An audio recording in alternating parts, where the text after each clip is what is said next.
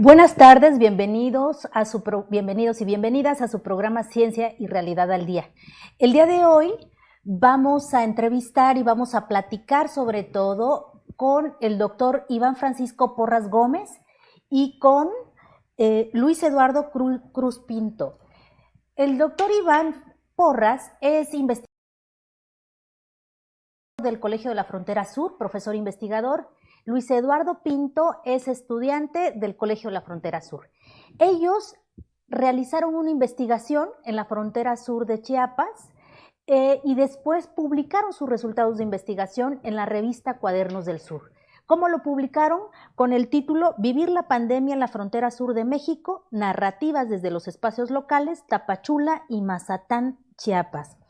Pues como ustedes saben, a raíz de la pandemia de COVID-19, diferentes investigaciones se desplegaron en diversos territorios de nuestro país y en este caso estos dos compañeros nos estarán platicando sobre el proceso de la investigación, los hallazgos que encontraron a raíz de esto y bueno, recordarles también que estos dos compañeros trabajan sobre todo temas de migración y muy ligados a poblaciones juveniles.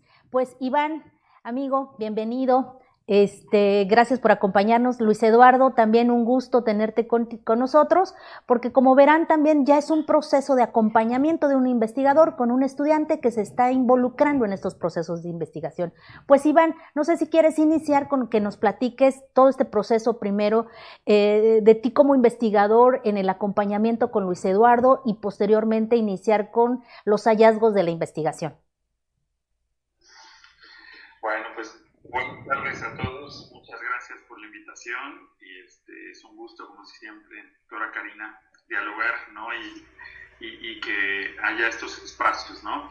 Bueno, la verdad es que justo con Eduardo pues hemos tenido, digamos, una relación de trabajo pues de larga data, ¿no? Pues en ese diálogo, ¿no? Él también como conocedor de la región, porque él es de uno de los lugares, digamos, donde se hace el estudio, pues un día en una de estas pláticas, pues estuvimos pensando, ¿no? Cómo fue el tema del COVID, la COVID en esta región de Soconusco, ¿no? Cómo se vivió también entre la población migrante, pero también con Eduardo fue mucho como esa plática de cómo se vivió en un municipio de esta región, ¿no? Mazatán, digamos, donde también muchas personas estuvieron o se vieron afectadas también, ¿no? Digamos, por la pandemia en diversas formas, ¿no? Tanto la salud, la parte económica. Y entonces fue como en ese diálogo como que hicimos una estructura, digamos, de algo que pudiera dar cuenta de cómo se vivió esto en un municipio y cómo se vivió en la población migrante. Eso básicamente fue como lo que nos interesó, digamos, para esta publicación. Bien, pues Luis Eduardo, ¿cómo eligieron? Bueno, por una parte nos dice Iván que el estudio se centró en estos lugares, sobre todo porque conoces, digamos, eres originario de uno de estos lugares. Y Tapachula, ¿por qué? Hola, doctora Karina. Buenas tardes, doctor Iván. Pues Tapachula es, digamos, una de las ciudades, pues bueno, una de las ciudades fronterizas, ¿no? En ese sentido, pues tiene, digamos, el sentido del por qué haber elegido esta ciudad, ¿no? Digamos, en esta coyuntura, a partir de las caravanas y también de esta pandemia, ¿no? Fue importante también como, pues pensar, ¿no? En cómo, digamos, una y otro fenómeno pues están vinculados, ¿no? Y de cierta manera también pues estudiar nuevamente pues digamos un poco las violencias también estructurales que se dan a partir de estos dos fenómenos, ¿no? Y entonces Tapachula, al ser una ciudad fronteriza, pues es interesante también pensar como las dinámicas que suceden en ella y también digamos un poco pensado a través de esta pandemia que sin duda ha sido para todas y todos de bastante afectación, ¿no? Sí, bueno, tocaron un tema súper importante porque además junto con la pandemia se desencadenó esto que mencionaba, las caravanas de migrantes centroamericanos y sudamericanos. Ustedes quisieron registrar, digamos, las consecuencias o las problemáticas que se desencadenan a raíz de estos procesos de caravanas, que estamos hablando de la migración un tanto más masiva, ¿no? ¿Qué encuentran ustedes de, digamos, de diferente en épocas anteriores a estos procesos migratorios a lo que ustedes registraron en una etapa de pandemia? Porque entiendo que además el estudio lo hicieron durante el año 2020 o 2021 o 2019. Eso sería importante tenerlo claro, ¿no? Sí, digamos que en el 2019, pues, como decía hace un momento, veníamos haciendo como trabajo de campo ya, ¿no? De pronto, pues, viene todo este tema de la pandemia que de alguna manera, pues, va como a hacer una pausa en muchas actividades. Pues, hicimos todavía como ahí un seguimiento, digamos, una revisión más de corte hemerográfica. Seguimos también, como obviamente Eduardo siguió haciendo entrevistas, ¿no? Yo, él en Mazatlán, yo en Tapachula, y definitivamente pues el panorama cambió mucho, ¿no? Porque un componente que veíamos ya como para esta inmovilización en la frontera, pues era el tema sanitario. O sea, ahí ya de corte como el tema esto de la prevención sanitaria, y bajo esos argumentos hubieron muchas dinámicas a veces como de inmovilidad de mucha población centroamericana, de haitianos, haitianas, centroamericanas, por supuesto, y demás población que llegó, ¿no? Fueron momentos complicados también y siguen siendo derivado también como de esa contención también en esta frontera, y lo que dio fue también como que muchos y muchas personas que estaban solicitando la condición de refugio, pues también se vieron afectados en estar en un lugar donde hay poco trabajo, donde de pronto también el tema de las rentas de viviendas comenzó a ser más caras, es decir, un poco más elevados los costos en la ciudad, pero sobre todo también hubo una mayor criminalización también de parte como de algún sector de la población también, y de parte de las autoridades, ¿no? Al ver mucho en esta población migrante como un riesgo para la salud de esa región. Sin embargo, todavía hasta este momento pues sabemos muy poco de cuánta población se contagió, incluso se pudo haber muerto de COVID. O sea, esos datos todavía no los tenemos, pero sí fue un poco en ese sentido, en la inmovilidad también que se dio en este espacio. Digamos, en la inmovilidad, pero económica, ¿no? Porque al parecer no disminuyeron los flujos migratorios a pesar de que del llamado a no movilizarse, a no salir y todo esto. Y ustedes hablan en el artículo, en los hallazgos de investigación que presentaron y que publicaron, acerca de algunas estrategias que estos conjuntos de población encontraron para sobrevivir y superar estas condiciones pues más adversas, podríamos decir, ¿no? Con poca posibilidad de obtener ingresos económicos, con esto que estás comentando de los albergues, con muchos riesgos sanitarios, en fin. ¿Ustedes cuáles fueron las estrategias que observaron, como lo mencionan en la publicación?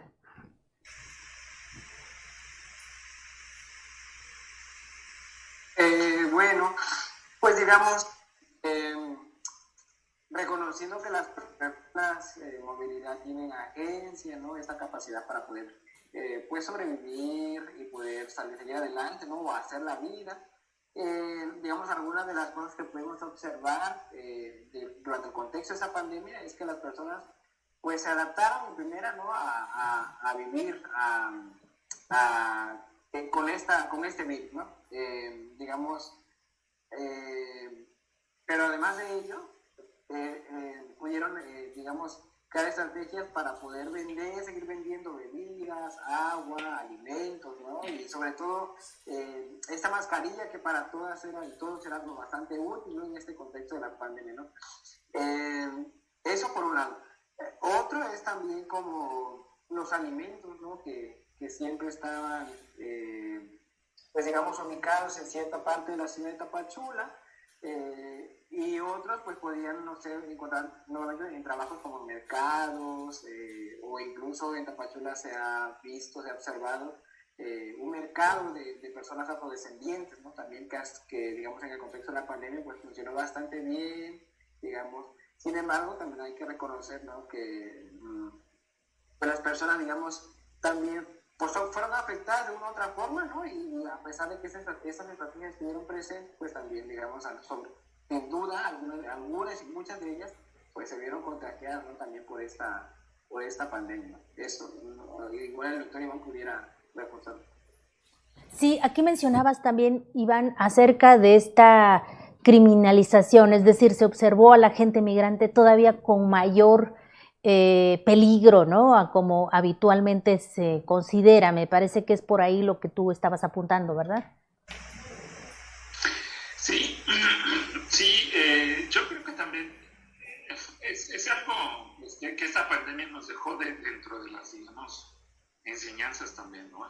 Por un lado se criminalizaba, pero por el otro también, pues esa mano de obra se necesitaba en otros ámbitos. Pienso un poco en la relación con la población guatemalteca, los jornaleros que van al corte de café. Por ejemplo, ahí, pues a pesar pues en pandemia, la pandemia no paró muchas de esas actividades y sabían que necesitaban mucha de esa mano de obra. Entonces fue como también, pues por un lado estaba el discurso de sí, son un factor de riesgo por el tema de los contagios, pero por el otro no sabía mucho de estas cosas. Como también hace un rato apuntaba Eduardo, muchas de estas cuestiones también se vieron reflejadas en la ciudad de Tapachula, ¿no? Por un lado, muchos de estos lugares, de estos mercados también, pues también había de pronto mano de obra también de esta población también, ¿no? Y justamente por otro lado, digamos, en el caso yo creo también de muchos haitianos, lo que observamos es estas pequeñas comunidades así que fueron haciendo que mucha de esta población, digamos, se mantuviera en la ciudad, ¿no? Y era interesante también ver justo en ese ejercicio que hicimos con Eduardo, el de los periódicos también, porque básicamente los periódicos era también ver mucho la nota amarillista, pero unas notas cargadas de mucha xenofobia también. O sea, por ejemplo, como a veces la población migrante, digamos, o la población más bien solicitante estaba en la ciudad, siempre ven encabezados como la población migrante de Tapachula un factor de riesgo para la propagación del virus, ¿no? O como si fuera nada más, digamos, por esta población que el virus iba a estar, ¿no? Entonces, mucho de ese discurso también venía de los diarios, de algunos medios de comunicación, ¿no? Que veían en la ciudad como toda esta movilidad, ya el factor de riesgo inminente y casi como la caída entera de la ciudad y los miles y miles de enfermos que nos llenan de abasto a los hospitales, ¿no? Era muy alarmante también mucho de esa visión, pero con cargas también racistas y xenofóbicas.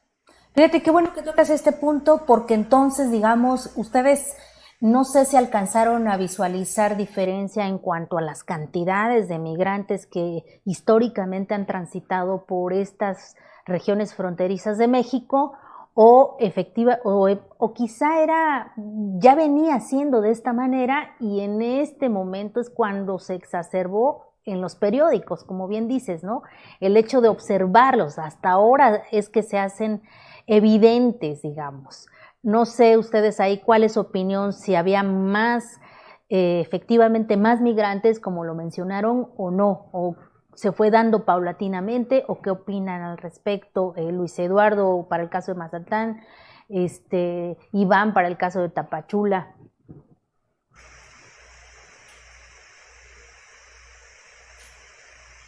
A ver si quieres, yo pienso también que,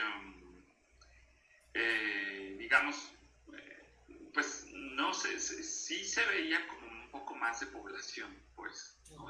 Que llegó, porque también en lo que tú comentabas hace un momento, es decir, aparentemente parecía una inmovilidad y el cierre de fronteras parecía que iba a complicar, ¿no? el asunto, sobre todo en las fronteras centroamericanas, pero yo creo que eso es, o sea, las fronteras, digamos, pararon, pero el flujo de población siguió, continuó, o sea, y de una manera, pues, creciendo, digamos. Ahora, solo para darnos una idea, de pronto, entre la población haitiana, más o menos el cálculo es que había 11,000 haitianos solo en Tapachula, ¿no? Una población que digamos, es un poco grande en términos también de lo que ha llegado. Pero creo que también fue un asunto también complejo en las otras fronteras, digamos, porque en muchas fronteras de Centroamérica, por ejemplo, bueno, incluso también en el caso de México, esto de las pruebas era, en algún momento fue muy particular, que todo el mundo le estaba pidiendo una prueba, si querían pasar, tenía que tener una prueba de que fuera negativa. Ajá. Y después, digamos, como que estas cosas ya fueron como dejándose de lado, pero mucha población continuó, digamos. Y ahora lo que se puede ver también es que quizás en algunos puntos de la frontera se da el paso así más por grupos pequeños. No vamos a ver así como ya esta gran cantidad de grupos. De hecho, algo muy particular, digamos, es que las últimas caravanas de pronto incluso se han formado ya con solicitantes que ya han estado en Tapachula, no que están cruzando las fronteras desde Centroamérica, ¿no? Es decir, eso también como que ha ido cambiando, ¿no? Y bueno, en el caso de Mazatlán, digamos, también es otra cuestión que ahí conoce mejor Eduardo, ¿no? Que nos podría comentar. Sí, digamos, para el caso de Mazatlán, digamos, las personas a quienes pues estudiaron, digamos, un poco, no fue tanto a personas en movilidad, o sin movilidad, pero digamos, una migración interna, digamos, dentro de la misma comunidad, en un municipio, ¿no? Mazatlán está a 40, 30 minutos aproximadamente de distancia de Tapachula. Entonces, digamos, en Mazatlán, pues también hubo, digamos, una aparente inmovilidad. Sin embargo, las personas pues no dejaron, por ejemplo, de trabajar, ¿no? Es como un poco más de lo rural, la agricultura, de la ganadería. Entonces, digamos, como que en esos espacios el virus no estaba, ¿no? Y en ese sentido, pues parecía no haber parado la dinámica, ¿no? Mazatlán fue sí terriblemente afectado. Hay, digamos, algunas cosas que pensar y que decir sobre el qué hacer, digamos, para el cuidado de las personas.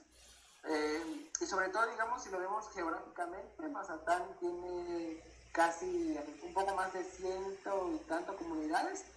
Algunas son, digamos, retiradísimas del centro, ¿no? Pero muy, muy lejanas. Y entonces, digamos, lo que parecía suceder en el centro o en y las periferias era como bastante diferente, porque, digamos, un poco las que estaban alejadas, pues tenían que, por ejemplo, trasladarse de su comunidad al centro como media hora, 40 minutos, ¿no? pero como no había mucha atención, digamos, en los centros de salud, pues tenían que movilizarse hasta Tapachula, al Hospital General, ¿no?, de Tapachula.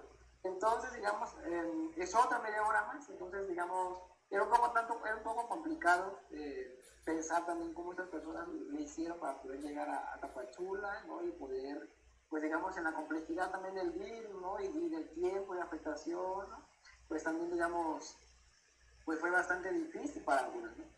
En cambio, digamos, en el sector económico, por así llamarlo, pues no se paró la actividad, ¿no? Los agricultores seguían trabajando, las tiendas estaban abiertas, sí había, digamos, restricciones en cuanto al horario, ¿no? Y eso era como bastante interesante porque trasciende, digamos, la información, y ya no se hablaba de una limitación de horario, sino de un toque de queda, por ejemplo, ¿no? Y era como bastante interesante cómo las personas pensaban en ese toque de queda, porque en efecto las patrullas, ¿no?, salían y las luces rojas y azules pues significaban que era momento de encerrarse en tu casa, como que si el virus solo existiera de noche, no de día. Entonces era como bastante interesante pensarlo en esto, y bueno, eso es como en el caso de Mazatán, y seguramente más adelante podemos hablar un poco cómo las personas también, digamos, en la capacidad de agencia pudieron también como pues sobrevivir, ¿no?, a este sí, ahora hablando exclusivamente de la población migrante, estos migrantes de tránsito de los que ustedes hablan, para ir cerrando un poco, ¿qué tan complejo es? Ustedes tienen pues entrevistas de campo, es decir, ustedes se acercaron a los sujetos sociales y les hicieron preguntas muy concretas de cómo estaban superando esta situación o no, en términos sanitarios, en términos económicos. ¿Qué tan complejo es acercarse a esta población y qué tanta confianza o cómo establecen ustedes sus lazos de confianza para poder acercarse a esta población? Iván, si nos quieres comentar algo.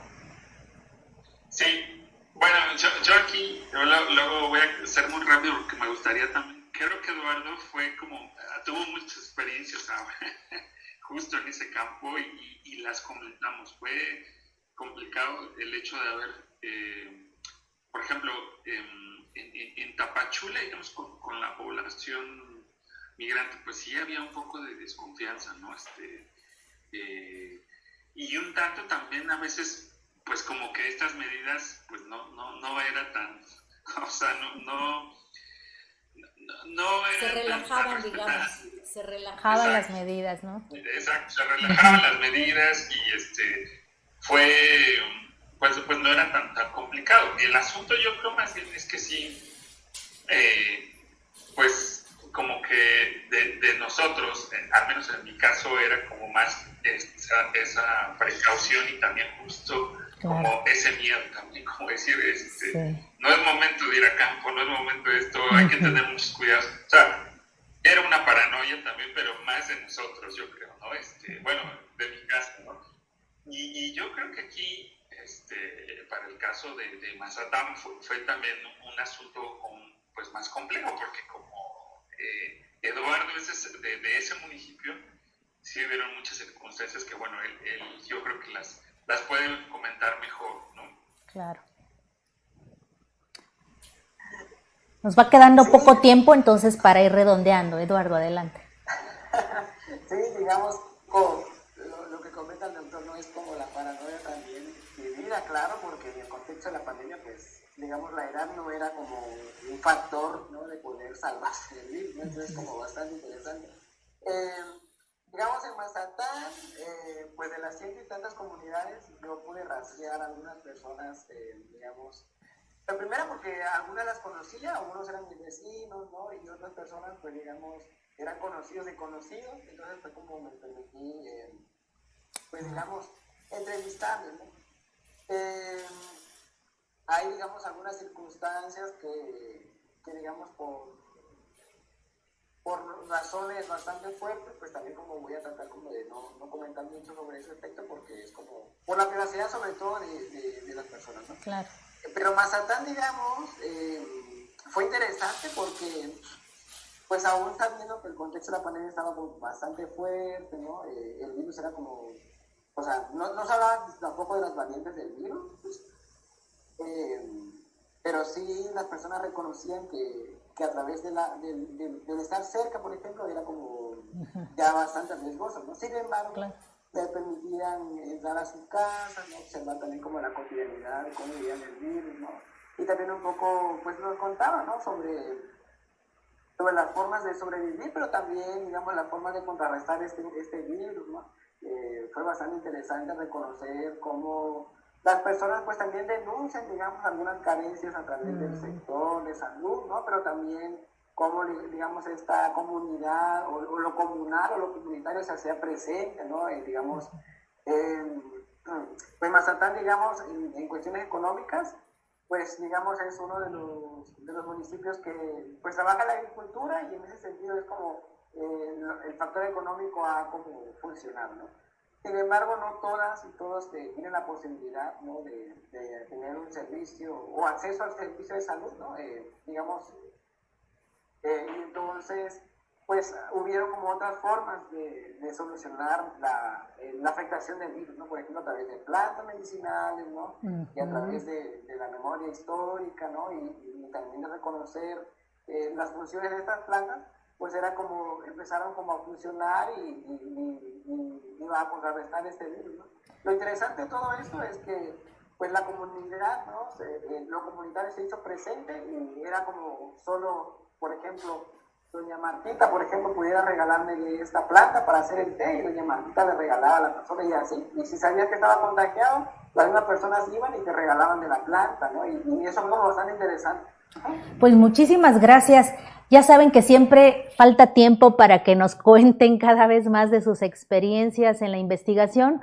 Lo que a mí me gustaría resaltar para quienes nos ven y quienes nos oyen es que esto que ustedes están comentando, estas investigaciones, esta cercanía con la gente local es súper importante para conocer con mayor profundidad los hallazgos que ustedes pueden tener ahorita. Es decir, los investigadores que están cercanos a estas localidades normalmente nos van a acercar información más verídica, a información más local, más cercana, por estos lazos de confianza que ustedes ya tienen establecidos a través de una trayectoria, sea porque son originarios de ahí, como el caso de Luis Eduardo, o sea porque hay una trayectoria de investigación, como el caso del doctor Iván Francisco. Entonces, digamos que es una configuración de situaciones que nos permiten tener los resultados de estas investigaciones y que pudiera parecer muy sencillo en un artículo de 20, 25 páginas, pero que tiene todo un trabajo atrás, ¿no? Y pues qué interesante también descubrir, como en muchas partes de México, que lo comunitario, las dinámicas comunitarias fueron estrategias muy importantes para salvaguardar la salud de algunas personas, migrantes o locales, como sea, pero estas dinámicas comunitarias al final lograron traspasar algunas situaciones, sobre todo sanitarias y hasta económicas también. Pues muchísimas gracias, Iván, por cedernos un poco del tiempo. Luis Eduardo, gracias por compartir también a través de Regeneración Pluralidad y pues esperamos que podamos tener más hallazgos de sus investigaciones. Nuevamente invitamos también a que revisen el artículo de estos colegas en Cuadernos del Sur. Y pues les agradecemos mucho que nos hayan acompañado y nos vemos pronto. Buenas tardes.